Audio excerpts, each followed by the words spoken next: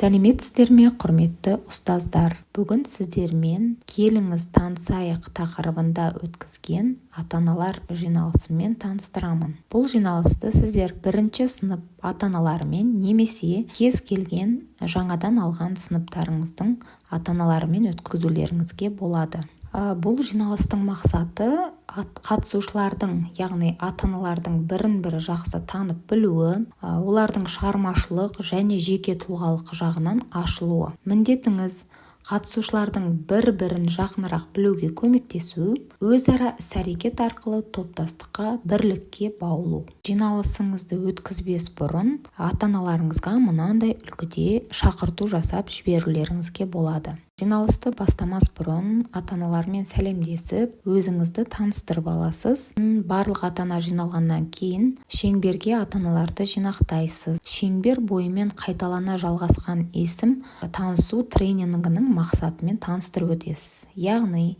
мына суретте тұрғандай Хамид, мысалға, Хамид хатшы, екінші адам бірінші адамның аты жөнін толықтай қайталап барып өзінікін айту керек. Хамид хатшы, Айгүл әйнек. Үшінші адам Хамид хатшы, Айгүл әйнек, Жанат жарық. Бұл жерде ата-аналар бір-бірінің есімін толықтай таныстыру біткенше сақтап алады естеріне.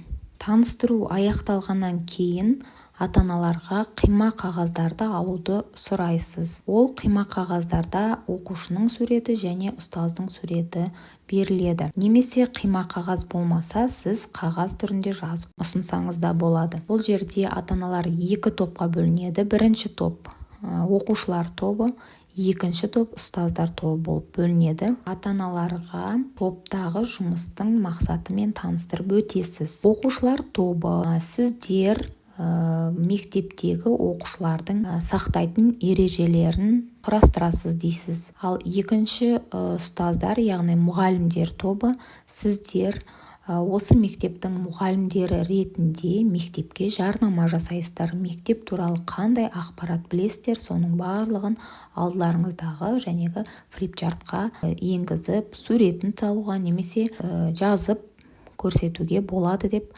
бағыт-бағдар бересіз. Бағыт-бағдар берген кезде ата-аналарға уақытты шектеп қоясыз. 5 минут немесе 6 минут, 7 минутқа өзіңіздің ыңғайыңызға қарай. Сіз сол уақытта ата-аналар аяқтап, өздерінің жасаған жұмыстарын 2-3 ата-ана шығып, ортада қорғап айтып береді.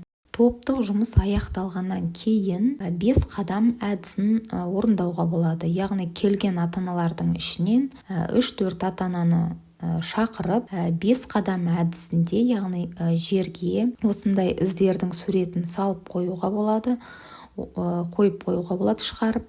Одан кейін ата-аналарға осы келген мектепке немесе өзіңіздің балаңызға қандай тілек тілейсіз, ұстазға, мектепке немесе өзіңіздің келіп отырған балаңызға қандай тілек тілейсіз, сол тілегіңізді айтып, қадамдарды басып өтуін сұрайсыз. Жиналысыңыздың ең соңында жылы жүрек кері байланысын алсаңыз болады. Бұл кері байланысты қалай өткізесіз? Сіз стикерге жартылай салынған жүректі беріп таратып шығасыз. Ата-аналарға түсіндіресіз. Егер сізге жиналыс жақсы, ұнады, бүгін көңіл күйіңіз сондай керемет, тамаша болды десеңіз, жүректі толықтырып салып, ішін бояп беруді өтінесіз. Екінші, егер сіз жәнегі мұғалімге, ұстазға қандай да бір тілегіңіз болса, айтатын ұсынысыңыз болса, осы жүрекшені қайтадан толықтырып салып, ішіне өзіңіздің ұсынысыңызды немесе тілегіңізді жазуыңызға болады деп түсіндіресіз. Танысуға байланысты ата-аналар жиналысын осылай өткізуге болады. Назарларыңызға рахмет. Егер ұнап жатса, лайк басып, менің YouTube каналыма жазыла отырыңыздар.